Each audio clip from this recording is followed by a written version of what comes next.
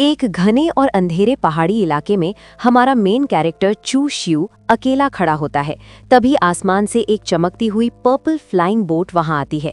इस बोट पर तियानजियान पीक का डायरेक्ट डिसाइपल सीनियर जैंग अपने चमचों के साथ खड़ा होता है और चू शियू को नीची नजर से देखते हुए ताना मारता है, यूजलेस चू, मुझे लगा था तू मर चुका है। मैंने सपने में भी नहीं सोचा था कि 10 दिन बाद मैं तुझे यहाँ देखूंगा।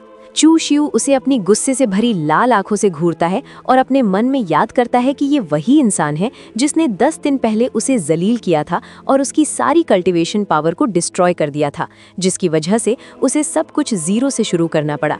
पर चू शियू बिल्कुल नहीं डरता। वो अपनी छोटी सी फ्लाइंग बोट पर खड़ा होता है और पूरे आत्मसम्मान के साथ कहता है, मैं अपना उधार बाद में चुकाऊंगा। 10 दिन बाद अरीना में हमारी दोबारा जंग होगी। ये सुनकर जैंग के चेले उसका मजाक उड़ाते हैं और हंसते हुए कहते हैं कि क्या ये कचरा इंसान सच में सीनियर जैंग को दोबारा चैलेंज कर रहा है।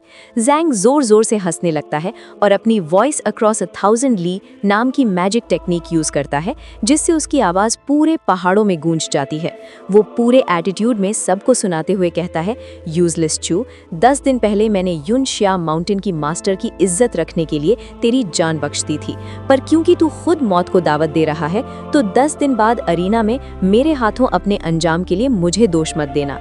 उसकी आवाज पूरे सेक्ट में फैल जाती है और बाकी डिसाइपल्स ये सुनकर एक्साइटेड हो जाते हैं कि 10 दिन बाद उन्हें एक बहुत ही मजेदार फाइट देखने को मिलेगी। वहां से निकलकर चू शियू रात के अंधेरे में एक बहुत ही आलीशान और विशाल महल के बाहर पहुंचता है, जिसे क्याओ मोंग डीए केव मैंशन कहा जाता है।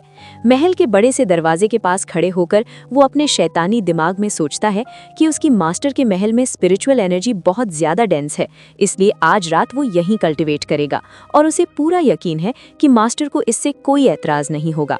उसके इरादे उसके शब्दों से साफ झलकते हैं जब वो खुद से कहता है कि क्योंकि जो मेरा है वो आगे चलकर मेरा ही हो जाएगा। मास्टर मेरी है तो उनके पास जो कुछ भी है वो सब भी मेरा ही है। दरवाजा खोलकर वो बड़े ही स्वैग में अंदर एंट्री लेता है और मुस्कुराते हुए कहता है, हेलो मास्टर, आपका डिसाइपल आपसे मिलने दोबारा आ गया है। महल के अंदर एक बहुत ही शानदार और बड़े बेड पर उसकी सफ़ेद बालों वाली मास्टर मेंग डे बैठी होती है। वो चू शियू को देखते ही गुस्से में आ जाती है और कहती है, धोखेबाज डिसाइपल, तू इतनी रात गए यहाँ दोबारा क्या करने आया है? तू करना क्या चाहता है? चू शियू उसके बेड के बिल्कुल करीब चला जाता है, उसकी चिन को अपने हाथ से छूता है और एक शैतानी मुस्कान के साथ कहता है, मास्टर चाहती हैं कि मैं क्या करूं? मास्टर उसको पीछे हटने को कहती है और गुस्से से बोलती है कि कोई भी ऐसी वैसी हरकत करने की हिम्मत मत करना। चू शियू हंसता है, हे मेरे पास कुछ और भी ज्यादा बेहतरीन चीज है, क्या आप देखना चाहेंगी? अगले ही पल वो अपनी चुटकी बजाता है और जोर से चिल्लाता है, फॉर्मेशन राइज। अचानक से पूरे महल के हवा में लाल रंग के खतरनाक जादुई तैलिस्मन्स और झंडे तैरने लगते हैं और एक बहुत ही विशाल लाल रंग का जादुई फॉर्मेशन पूरे महल को लॉक कर देता है। मास्टर हैरानी से उन फ्लैग्स को देखती है और समझ जाती है कि ये किसी आम मैजिक का हिस्सा नहीं है। वो हैरान होकर पूछती है, ये फॉर्मेशन, क्या ये प्राइमोर्डियल फॉर्मेशन वेज की लेगेसी है?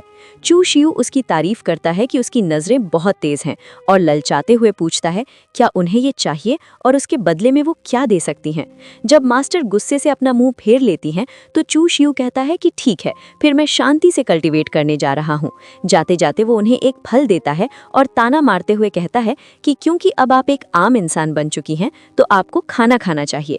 ये सुनकर मास्टर का गुस्सा 7वें आसमान पर पहुंच जाता है। वो चिल्लाती है, ये सब तेरे जैसे धोखेबाज डिसाइपल की वजह से ही तो हुआ है, एक दिन मैं तुझे जान से मार दूंगी। और वो गुस्से में उस पर झपट्टी मारती है, पर चू शियू बड़ी चालाकी से साइड हट जाता है, जिससे मास्टर डिसबैलेंस होकर बेड पर मुंह के बल गिर पड़ती है। चू शियू उनका मजाक उड़ाते हुए कहता है, मास्टर दोबारा शरारती हो रही हैं। वो मुड़कर वहां से जाने लगता है और उन्हें वार्निंग देता है कि उसने पीछे वाले रियर पैलेस में एक बहुत ही खतरनाक किलिंग फॉर्मेशन लगा दिया है, इसलिए वो बिना सोचे समझे वहां आने की गलती ना करें। मास्टर पीछे से दर्द और गुस्से में चिल्लाती हैं, चू शियू, एक दिन मैं तेरे टुकड़े टुकड़े कर दूंगी। पर वो शांति से मुस्कुराते हुए जवाब देता है, आपकी डिसाइपल को अपनी कल्टीवेशन बढ़ाने के लिए आपकी जरूरत है। अगर आप मर गईं तो मुझे बहुत दुख होगा। अब हम चूशियो को रियर पैलेस में देखते हैं, जहां वो एक टेबल के पास ध्यान लगाने के लिए बैठता है। उसके हाथ में एक चमकता हुआ आग जैसा फल होता है। उसका मैजिक सिस्टम उस फल की डिटेल बताता है। ये संग संग असेंशन फ्रूट है, एक डिवाइन ग्रेड का खजाना जो फाउंडेशन को स्ट्रॉन्ग करने के लिए सबसे बेहतरीन माना जाता है।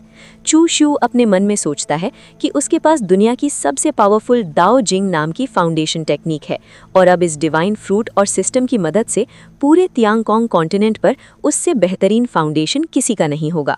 बिना किसी झिझक के वो उस आग जैसे फल को खा लेता है। फल खाते ही उसके पूरे जिस्म में आग जैसी रोशनी फैल जाती है। चूशियो अपनी आंखें बंद करके ध्यान में बैठता है।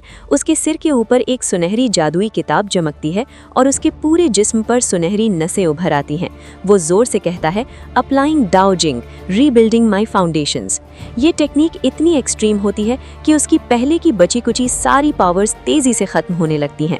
सिस्टम स्क्रीन पर बताता है कि उसकी कल्टीवेशन 8th स्टेज से 6th स्टेज, फिर 3rd स्टेज और आखिर में 0 पर आकर उसे एक आम इंसान बना देती है। बिल्कुल 0 पर आने के बाद चूशियो अपनी चमकती हुई लाल आंखें खोलता है। सिस्टम उसे ऑप्शन देता है, activate breakthrough now, yes और नो। वो पूरे जोश में येस बोलता है। सिस्टम उसे बताता है कि इस पावरफुल दाओ जिंग टेक्निक को यूज करने से हर महीने 100 ब्रेक थ्रू पॉइंट्स खर्च होंगे और हर एक स्टेज को पार करने में 1 महीना लगेगा। समय तेजी से बीतने लगता है। पहले महीने में पहला स्टेज, दूसरे महीने में दूसरा स्टेज पार करते हुए उसके आसपास एक गजब की सुनहरी आग, एक आग का ड्रैगन और एक महान बुद्ध की आकृति बनने लगती है। 9 महीने बाद वो सफलतापूर्वक 9th स्टेज पर पहुंच जाता है। दुनिया में हर कोई यही मानता है कि 9 सबसे आखिरी और एक्सट्रीम नंबर है, जिसके आगे कुछ नहीं होता। पर चूशियो उन सबको बेवकूफ़ समझता है और मानता है कि नियम को तोड़ना ही असली महानता का रास्ता है। वो आग की लपटों के बीच खड़ा होता है और खुद से कहता है, गिरने के बाद दोबारा उठने के लिए जिंदगी और मौत के बीच एक बहुत बड़ा रिस्क होता है, पर उसके बदले मिलने वाला इनाम भी उतना ही बड़ा होता है।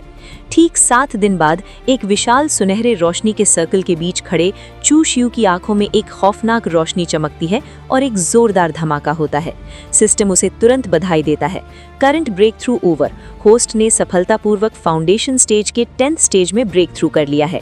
टोटल टाइम लगा 10 महीने और टोटल पॉइंट्स खर्च हुए 10,000। अब होस्ट के पास 0 पॉइंट्स बचे हैं। चूशियो जोर से आसमान की तरफ मुंह करके चिल्लाता है, मैंने कर दिखाया, जबकि पीछे बैकग्राउंड में पूरे महल पर बिजलियां और सुनहरी रोशनी की बारिश हो रही होती है।